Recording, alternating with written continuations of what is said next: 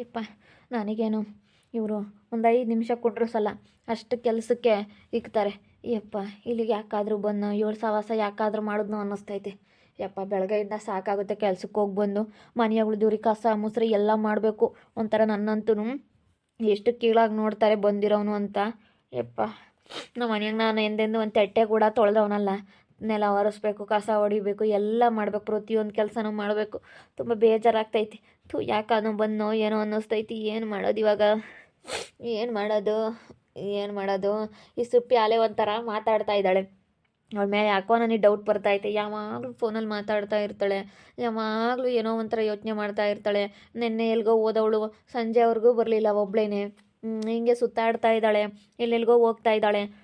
ಇವಳ ಮೇಲೆ ಯಾಕೋ ನನಗೆ ಅನುಮಾನ. ಏನೋ ಮಾಡ್ತಾ ಇದ್ದಾಳೆ ಇವಳು ನನಗೆ ಗೊತ್ತಿಲ್ದಲೇ. ನನಗೆ ಅದೇ ಡೌಟು. ರಾತ್ರಿ ಎಲ್ಲ ಫೋನ್ ಹಿಡ್ಕೊಂಡು ಮೆಸೇಜ್ ಮೆಸೇಜ್ ಮಾಡ್ತಾ ಇರ್ತಾಳೆ. ಕೇಳಿದ್ರೆ ನನ್ನ ಫ್ರೆಂಡು ಅಂತವಳೆ. ಅಯ್ಯೋ ಭಾರಿ ಇದ್ದಾಳೆ ಇವಳು. ನಾನು ಏನೋ ತಿಳ್ಕೊಂಡಿದ್ದೆ ಒಳ್ಳೆಯವಳು ಅಂತ, ಆದರೆ ಇಂಥ ಕಚಡಕ್ಕಂತ್ರಿ ಅನ್ನೋದು ಗೊತ್ತಿರಲಿಲ್ಲ. ನಾನು ಏನೋ ಒಂದು ನಮ್ಗೆ ಇಟ್ಕೊಂಡು ಬಂದೆ, ಚೆನ್ನಾಗಿ ನೋಡ್ಕೊಳ್ತಾರೆ ಅಂತ. 1-2 ದಿವಸ ನೋಡಿಕೊಂಡ್ರು ನೋಡಪ್ಪ. ಆಮೇಲೆ ಇನ್ನೊಂದು 2 ದಿವಸದಿಂದ ಅವ್ರು ಬುದ್ಧಿ ತೋರಿಸ್ಬಿಟ್ರು. ಯಾಕಾದರೂ ಬಂದನೋ ಏನೋ ನಾನು ಹೋಗತ್ಲಾಗೆ. ನಮ್ಮ ಅಮ್ಮಾಯಿ ಬಂದು ಅವತ್ತು ಕರೀತು ಕಣಪ್ಪ. ಕರೆದ ಮೇಲೆ ಬಾ ಹೋಗೋಣ, ಅಲ್ಲೇ ಇರೋಣ ಅಂತ ಹೇಳಿ ನಾನು ಅನ್ಬೇಕಾಗಿತ್ತು. ಇವ್ರ ಮನೇಲೇ ಇರ್ತೀನಿ ಹೋಗು ಅಂತ ಹೇಳಿದ್ದಕ್ಕೆ ನನಗೆ ಇವತ್ತು ನೋಡಿ ಎಂಥ ಪರಿಸ್ಥಿತಿ. ಯಪ್ಪ ನಮ್ಮ ಅಮ್ಮಯ್ಯ ಪಾಪ ಕರೀತು. ಬೇಡ ಕಣೋ ನೆಂಟ್ರ ಮನೆ 2 ದಿವಸ ಚಂದ, 3 ದಿವಸ ಚಂದ ಅಂತ ಹೇಳಿ ಎಲ್ಲರೂ ಹೇಳ್ತಾರೆ. ಆಮೇಲೆ ಹೋಗ್ತಾ ನಮಗೆ ಮರ್ಯಾದೆ ಇರಲ್ಲ ನೆಂಟ್ರ ಮನೇಲಿದ್ದರೆ ಅಂತ ಹೇಳಿ ನಮ್ಮಮ್ಮ ಎಷ್ಟು ಹೇಳ್ತು. ಯಪ್ಪ ನಾನು ಕೇಳಲಿಲ್ಲ. ಆದರೆ ಇವಾಗ ನಾನು ಅನುಭವಿಸ್ಬೇಕಾಗೈತೆ. ಇವರು ಸಾಕ್ರಿ ಮಾಡಬೇಕಾಗೈತೆ. ಯಪ್ಪ ನನಗಂತೂ ಸಾಕಾಗುತ್ತೆ ಇಲ್ಲಿ ಕೆಲಸ ಮಾಡಿ. ಇಲ್ಲಿರೋದಕ್ಕಂತೂ ಆಗಲ್ಲ ನಾನು. ಯಪ್ಪ ಇವಳ ಮನಸ್ಸಲ್ಲಿ ಏನೈತೆ ತಿಳ್ಕೊಬೇಕು.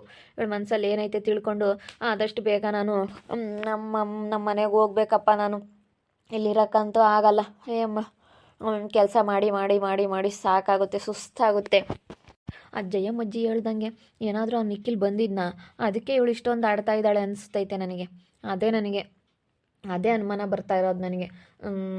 ಅವ್ನು ಬಂದಿರೋದಕ್ಕೆ ಅನಿಸುತ್ತೆ ಇವಳು ಹಿಂಗೆ ಆಡ್ತಾ ಇರೋದು. ಇಷ್ಟೊಂದು ಇವಳು ನನಗೆ ಇವಾಗ ಬಿಟ್ಟು ಹೋಗ್ತಾನೆ ಅಂತ ಹೇಳಿ ಎಷ್ಟು ನನಗೆ ಒಂಥರ ಏನೋ ಮರ್ಯಾದೆ ಕೊಡ್ತಾ ಇದ್ದವ್ರು ಇವಾಗ ಅವ್ನು ಬಂದಿದ್ದಾನೆ ಅನಿಸುತ್ತೆ.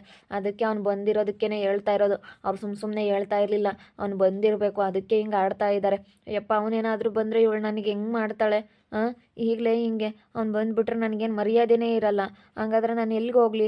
ಅಯ್ಯಪ್ಪ ನಮ್ಮ ಅಮ್ಮನ ಹತ್ರ ಹೋಗ್ಬಿಟ್ರೆ ನಾನು ಇವಾಗ ಚೆನ್ನಾಗಿ ಬಯಸ್ಕೋಬೇಕಾಗುತ್ತೆ. ಅಯ್ಯಪ್ಪ ಇದೇನಪ್ಪ ಇದು ಹಿಂಗಾಯ್ತು ಅನ್ನಿಸ್ತೈತೆ ನನಗೆ. ಅಯ್ಯೋ ದೇವ್ರೆ, ನಾನು ದುಡುಕಿ ಎಂಥ ನಿರ್ಧಾರ ತಗೊಂಡನಪ್ಪ ಅನ್ನಿಸ್ತೈತೆ. ನಾನೊಂದು 2 ದಿವಸ ಸಮಾಧಾನದಾಗಿ ಇರಲಿಲ್ಲ. ಅಯ್ಯೋ 1 2 ದಿವಸ ಸಮಾಧಾನ ಮಾಡ್ಕೊಂಡಿದ್ದಿದ್ರೆ ನನ್ನ ಜೀವನನೇ ಚೆನ್ನಾಗಿರೋದಲ್ಲಪ್ಪ. ಇದೇನಪ್ಪ ಇದು ವಿಚಿತ್ರ ಹಿಂಗಾಯ್ತು ಅನ್ನಿಸ್ತೈತೆ ನನಗಂತೂ. ಅಲ್ಲಿ ಬರ್ತಾಯಿದ್ದೆ ಜಯಮ್ಮಜ್ಜಿನೇ ಕೇಳ್ತೀನಿ. ಇನ್ನೊಂದ್ಸತಿ ಬಂದಿದ್ರೇನಜ್ಜಿ ಬಂದಿದ್ನ ಅವನು ಅಂತ ಹೇಳಿ ಕೇಳ್ತೀನಿ. ಅವನು ಯಾರು ಏನು ಎತ್ತ ಅಂತ ಹೇಳಿ ಗೊತ್ತಾಗುತ್ತೆ. ಬಂದಿದ್ನ ಅಂತ ಹೇಳಿ ಅವ್ರು ಸುಮ್ಮನೆ ಸುಳ್ಳು ಹೇಳಲ್ಲ. ಕೇಳ್ತೀನಿ ಅದೆಲ್ಲ. ಯಾಕೋ ಅಲ್ಲೇ ಸಪ್ಪಣ್ಣ ಆಗ್ಯಾವನಿ. ಸರಿಯಾಗಿ ಇಟ್ಟಾಡ್ಸಿರ್ತಾರೆ ಬೊತ್ತಿಗೂ ಬಾಳಿಗೂ. ಅದಕ್ಕೆ ಅಲ್ಲೇ ಸಪ್ಪಣ್ಣ ಆಗ್ಯಾವನಿ. ಜಯಮ್ಮಜ್ಜಿ ಬರ್ರಿ ಇಲ್ಲಿ ಪ್ಲೀಸ್ ಅಜ್ಜಿ, ಬಾ ಇಲ್ಲಿ. ಯಾಕೋ ನಾನು ಕರಿತಾ ಇದೀಯಾ? ಅಲ್ಲ ಅಜ್ಜಿ, ಈ ಸುಪ್ಪಿನ ನೋಡೋಕ್ಕೆ ಅವ್ನು ನಿಖಿಲ್ ಅನ್ನೋನು ಬಂದಿದ್ನ ಈ ಊರಿಗೆ. ಯಾಕೆ ಸುಳ್ಳು ಹೇಳೋನು ಹೇಳು? ಬಂದಿದ್ದ. ನಾನು ನಮ್ಮಯ್ಯಪ್ಪ ರೋಡ್ನಾಗಲ್ಲಿ ಕುಕ್ಕಣಿದ್ವಿ. ನಮ್ಮಯ್ಯಪ್ಪನ ಕರ್ಕೊಂಡು ಹೋಗೋಣಂತ ನಾನು ಬಂದೆ. ಮಂಜಣ್ಣನೂ ನಮ್ಮಯ್ಯಪ್ಪ ಕುಕ್ಕಂಡಿದ್ರು. ಅವಾಗ ಅವನೇ ಕೇಳ್ದ ಎಲ್ಲಿ ಸುಪ್ಪಿರ ಮನೆ ಇರೋದು ಅಂತ. ಅವ್ನು ಬಂದು ಹೋಗ್ಯವನಿ. ಅತ್ತೆ ಮತ್ತು ನೀನು ಮರ್ಯಾದಿಲ್ಲ. ನಿನ್ನ ಗಾಲೆ ಅತ್ತೆ ಮತ್ತು ಪಾತ್ರ ತೊಳೆಗೆ ಇಕ್ಕಿರೋದು. ಅವ್ನು ಬಂದವನು ಅಂತಲೇ ನೀನು ನಾಳೆ ಮುಸ್ರಿ ತಿಕ್ತಿರೋದು. ನೀನು ನಾಳೆ ಬಟ್ಟೆ ಜಾಲ್ಸಕ್ಕೆ ಇಕ್ಕಿರೋದು ಅತ್ತೆ ಮತ್ತು ನಿನ್ನ. ನಿನ್ಗೆ ಗೊತ್ತಿಲ್ಲ. ಅವ್ನು ನಾಳೆನೇ ಬಂದವನೇ. ಅಲ್ಲೇ ಬತ್ತು ಹೋಗ್ತಾ ಇದ್ದಾನೆ. ಅವನು ಕರ್ಕೊಂಡು ಹೋಗ್ತಾನಂತೆ ನಿನ್ನ. ಅವನೇನ ಕರ್ಕೊಂಡು ಹೋದ್ರೆ ನೀನು ಬಾಳು ಇಷ್ಟೇನೆ. ನಿನ್ನೀಗ ಮುಸ್ರು ತೊಳೆಯೋಕೆ, ಕಸ ಹೊಡಿಯೋಕ್ಕೂ, ಅವ್ರ ಬಟ್ಟೆ ಒಗೆಯೋಕೆ ಇಕ್ಕೆಂಬ್ತಾರೆ ಅಷ್ಟೇನೆ. ಅವ್ರಿಗೆ ಜಾಕೆಟ್ಗಳೆಲ್ಲ ಐರನ್ ಮಾಡ್ಕೊಡೋಕ್ಕೂ ಅದಕ್ಕೆ ಇಕ್ಕೆಂಬ್ತಾರೆ ಅಷ್ಟೇ ನಿನ್ನ. ಅದಕ್ಕೆ ಅವ್ರು ಆಲೆ ಬದಲಾಗ್ತಾ ಇದ್ದಾರೆ. ತಾಯಿ ಮಗಳಿಬ್ರು ನನಗೆ ಎಷ್ಟು ಚೆನ್ನಾಗಿ ನೋಡ್ಕೊಳ್ತಾ ಇದ್ದರು. ಆಲೆ ಹೆಂಗೆ 2 ದಿವಸದಿಂದ ನನ್ನ ಎಷ್ಟು ಕೇಳಾಗಿ ನೋಡ್ತಾ ಇದ್ದಾರೆ ಗೊತ್ತಾ. ಮತ್ತು ಅವ್ನು ಬಂದವನಲ್ಲ ಇನ್ಯಾಕೆ ನಿನ್ನ ಯಾರು ಮದುವೆ ಆಗಾರಿಲ್ಲ ಅಂತೇಳಿ ಸುಮ್ಮನೆ. ಇವಾಗ ಗ್ಯಾರಂಟಿ ಸಾರ್ ಹಾಕ್ಯಂಡಂಗೆ ಅಷ್ಟೇನೆ. ಅವಳು ಸುಮ್ಮನೆ ಹಾಕ್ಯಂಡವಳಿ. ಕರ್ಗಾದ್ರೆ ಬಿಸಾಕ್ಬೋದು ಅಮ್ಮಂಗೆ. ನೀನು ಅದೇ ತಾನೇ ಹಾಕಿರೋದು ಗ್ಯಾರಂಟಿ ಸಾರನ. ಅದಕ್ಕೆ ಮತ್ತೆ ಕರ್ಗಾದ ಬಿಸಾಕ್ತಾನಂತ ಗ್ಯಾರಂಟಿ ಸಾರ್ ಹಾಕ್ಸ್ಕೊಂಡಿರೋದು. ಹೋಗತ್ಲಾಗಂತ ಕೆಲಸ ಆಯಿತು. ಕೇಳ್ತೀನಿ ತಡಿ ಅವ್ರಿಗೆ. ಕೇಳ್ತೀನಿ ನಿಮ್ಮ ಮನ್ಸಾಗ ಏನೈತೆ ಹೇಳ್ಬಿಡ್ರಿ ಅಂತೀನಿ. ಹೇಳಲ್ಲ ಅವರು ಅಕ್ಕಿ ಮುಚ್ಚಿಕ್ಕಿ ಅವ್ರು ನೋಡೋನ್ ಬಂದಿರೋ ವಿಷಯನ ಹೇಳೇ ಇಲ್ಲ ನಿಂತಾಗೆ ಹೇಳ್ಬಾರ್ದು ಅಂತ ಹೇಳಿ ಮುಚ್ಚಿಕ್ಕಿರೋದು ಗೊತ್ತಾಗಬಾರ್ದು ಅಂತ ಹೇಳಿ ನೀನು ಅಬ್ಸರ್ವ್ ಮಾಡಿ ಕಂಡು ಹಿಡ್ದು ಕೇಳು ಆವಾಗ ಬಾಯಿ ಮುಚ್ಕೊಂಡು ಸುಮ್ಮನೆ ಆಗ್ತಾರೆ ಕಂಡು ಹಿಡ್ದು ಕೇಳಬೇಕು ನೀನು ಕಂಡು ಹಿಡ್ದು ಕೇಳು ಅಷ್ಟೇ ನೀನು ಬಾಳು. ಸರಿ ಆಯ್ತು ಹೇಳಜ್ಜಿ. ನಾವಿಲ್ಲದೆಲ್ಲ ಯಾರಿಗೂ ಹೇಳಕ್ ಹೋಗಲ್ಲ ಇರೋದೆ ಏನಿಲ್ಲ ಏಕ್ ಮಾರ್ದೋತ್ತು ಕೂಡ ನಂತಾಗ ಏನಿದ್ರು ನೀರದು ಏನು ಹೇಳ್ಬಿಡೋದೇ ನನ್ನ ಮನಸ್ನಾಗ ಇಕ್ಕಮಕ್ಕೆ ಹೋಗಲ್ಲ. ಚಂದು ಯಾಕೋ ಯಾಕೋ ಬಂದಿದ್ಲಿ ಅಮ್ಮ ಏನೋ ಹೇಳ್ತಾ ಇದ್ಲು ಜೈ. ನೋಡು ಸುಸು ಅಕ್ಕ, ನಿಖಿಲ್ ಇಲ್ಲಿಗೆ ಬಂದಿದ್ದಂತೆ. ಈ ವಿಷಯ ನನಗೆ ಹೇಳೇ ಇಲ್ಲ. ತಾಯಿ ಮಗಳಿಬ್ರು ನನಗೆ ಈ ವಿಷಯ ಹೇಳೇ ಇಲ್ಲ ಗೊತ್ತಾ. ಸುಪ್ಪಿಗೆ ಇವಾಗ ಹೊಟ್ಟೆಗಿರೋ ಮಗುಗೆ ತಂದೆ ಆಗಿರೋನು ನಿಖಿಲ್ ಅನ್ನೋನು ಬಂದಿದ್ದಂತೆ. ಅದಕ್ಕೆ ಇವಾಗ ನನಗೆ ಯಾವ ರೀತಿ ಅವ್ರ ತಾಯಿ ಮಗಳಿಬ್ರು ನನಗೆ ಯಾವ ದೃಷ್ಟಿಲಿ ನೋಡ್ತಿದ್ದಾರೆ ಅಂತಂದರೆ ಇದ್ರು ಇರ್ಬೋದು ಹೋದ್ರು ಹೋಗ್ಬೋದು, ನೀನು ಕೆಲಸ ಮಾಡೋದಾದರೆ ಇರೋ ಅಂತ ಹೇಳಿ ಹೆಂಗೆ ಮಾತಾಡ್ತಾ ಇದ್ದಾರೆ ಗೊತ್ತಾ. ಈ ವಿಷಯ ನನ್ನ ಹತ್ರ ಮುಚ್ಚಿಟ್ಟಿದ್ದಾರೆ. ನಿನ್ಗೇನಾದರೂ ಹೇಳಿದ್ರಾ? ಇಲ್ಲಪ್ಪ ಸುಮ್ಕಿರು ಇವಳಿಗೆ ಹೆಮ್ಮೆ ಹೇಳೋದೆಲ್ಲ ಕೇಳಬೇಡ. ಇಲ್ಲೋಡೆ ಇವಳು ಜಗಳ ಮಾಡ್ಕೊಮಕ್ಕಾಗಿ ಹೇಳ್ತಾಳೆ. ಯಾಕಂದರೆ ಇವಳು ಆ ಸ್ನೇಹಿತಾಗೂ ಋತು ಮೊಮ್ಮಗಳನ್ನ ಅವ್ರ ಮುಂದೆಲ್ಲ ಇವಳು ಹಾಳಾಗಿ ಹೋಗ್ಬೇಕು ಸುಪ್ಪಿ ಅಂತ ಕಾಯ್ತಾ ಇದ್ದಾಳೆ. ನಿನ್ಗೂ ಸ್ನೇಹರ್ಗೂ ಆಗಲ್ವಲ್ಲ ಅದಕ್ಕೂ ಹೇಳ್ತಾಳೆ. ಇವಳು ಏನೇ ಅಂದ್ರೂ ನಂಬೇಡ. ಇವಳು ಒಳ್ಳೆಯಳಲ್ಲ. ಇವಳು ಹೇಳಿರೋದೆಲ್ಲ ನಂಬ್ಕೊಂಡು ಕೂಕೊಂಡ್ರೆ ಅಷ್ಟೇನೆ. ನಂಬೇಡ ಕಣೋ, ಬೇಡ ನಂಬೇಡ. ನೀನು ಅವ್ನು ಬಂದಾಗ ಅವ್ನು ಬಂದಿದ್ರೆ ಅವಳು ಹೇಳೋಳು. ನೀನು ಅದೆಂಗೆ ಇದೆಲ್ಲ ನಂಬ್ತೀಯ ಇವಳು ಹೇಳೋದ? ನಂಬೇಡ.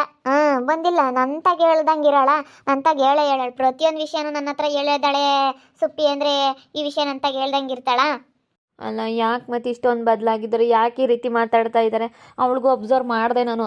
ಏನೋ ಯಾವಾಗಲೂ ಫೋನಲ್ಲಿ ಮಾತಾಡ್ತಾ ಕೂತ್ಕೊಂಡಿರ್ತಾಳೆ, ಯಾವಾಗಲೂ ಏನೋ ಒಂಥರ ಯೋಚನೆ ಮಾಡ್ತಾ ಇರ್ತಾಳೆ, ಏನೋ ಒಂಥರ ಇರ್ತಾಳೆ. ಆಳೆ ನಡವಳಿಕೆನೇ ಚೇಂಜ್ ಆಗಿದೆ, ಯಾಕೆ ಅಂತ ಗೊತ್ತಿಲ್ಲ. ಪ್ರೆಗ್ನೆಂಟ್ ಇದ್ದಾಗ ಹಿಂಗೇನೆ ಸ್ವಲ್ಪ ಮನಸ್ಸು ಚೇಂಜ್ ಆಗ್ತಾ ಇರುತ್ತೆ. ಹಿಂಗೇನೆ ಇಲ್ಲ ಒಂದೊಂದ್ಸತಿ ಸಿಟ್ಟು ಬರುತ್ತೆ, ಒಂದೊಂದ್ಸತಿ ಏನೇನೋ ಮಾತಾಡೋದು, ಒಂದೊಂದ್ಸತಿ ಹೆಂಗೆ ಪ್ರೆಗ್ನೆಂಟ್ ಇದ್ದಾಗ ಸ್ವಲ್ಪ ಅವರು ನಡವಳಿಕೆ ಆಗಲಿ ಎಲ್ಲ ಚೇಂಜ್ ಆಗ್ತಾ ಇರುತ್ತೆ. ಅದು ಹೊಟ್ಟೆಗಿದ್ದಾಗ ಮಗು ಇರುತ್ತಲ್ಲ ಅದು ಹಾರ್ಮೋನ್ಸು ಇದರಿಂದನ ಅದು ಬದಲಾಗ್ತಾ ಇರುತ್ತೆ. ಅದು ಆ ರೀತಿ ಆಗೋದು ಸಹಜ. ಎಲ್ಲ ಹೆಣ್ಮಕ್ಳಿಗೂ ಹಂಗೆ ಪ್ರೆಗ್ನೆಂಟ್ ಇದ್ದಾಗ ಈಗ ಒಬ್ಬೊಬ್ರಿಗೆ ತುಂಬ ಕೋಪ ಬರುತ್ತೆ, ಒಬ್ಬೊಬ್ರು ತುಂಬ ಸಮಾಧಾನದಾಗಿರ್ತಾರೆ. ಏನೋ ಒಂಥರ ಅವ್ರದ್ದು ಮೂಡು ಚೇಂಜ್ ಆಗ್ತಾ ಇರುತ್ತೆ ಅವಾಗ. ಅದಕ್ಕೆ ಅವಳು ಹಂಗೆ ಆಡ್ತಾಳೆ. ಸ್ವಲ್ಪ ದಿನ ಸಮಾಧಾನ ಮಾಡ್ಕೊ. ಇವಳು ಹೇಳೋದೆಲ್ಲ ಕೇಳಬೇಡ, ನೀನು ದಯವಿಟ್ಟು ಕೇಳಬೇಡ. ಸರಿ ಆಯ್ತಕ್ಕ. ಸುಮ್ಮನೆ ಅದನ್ನೆಲ್ಲ ಏನು ತಲೆ ಕೆಡಿಸ್ಕೊಂಬಕ್ಕೆ ಹೋಗ್ಬೇಡ. ಸುಮ್ಮನೆ ಎದ್ದು ಹೋಗಷ್ಟೇ ಒಳಕ್ಕೆ. ಸುಮ್ಮನೆ ಯಾಕೆ ತಲೆ ಕೆಡಿಸ್ಕೊಂತೀಯ? ಇವಾಗ ನೋಡಿದ್ರೆ ಹಿಂಗೆ ಹೇಳ್ತೈತೆ.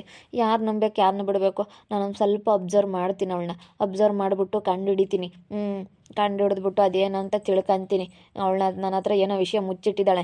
ಇವರು ಜಯಮ್ಮಜ್ಜಿ ಹೇಳೋದು ನೋಡಿದ್ರೆ ನನಗೊಂದು ನಂಬಿಕೆ ಐತೆ, ಬಂದಿದ್ದಾನೆ ಅದಕ್ಕೆ ಹಿಂಗೆ ಈ ರೀತಿ ಆಡ್ತಾ ಇದ್ದಾಳೆ ಇವಳು ಅಂತ. ನನಗೆ ಆವಾಗ ಎಷ್ಟು ಮರ್ಯಾದೆ ಕೊಡ್ತಾ ಇದ್ರು, ಇವಾಗ ಮರ್ಯಾದೆ ಎಲ್ಲೋಯ್ತು? ಯಾಕಿಂತ ಮರ್ಯಾದೆ ಕೊಡ್ತಾ ಇದ್ದಾರೆ ಇವಾಗ?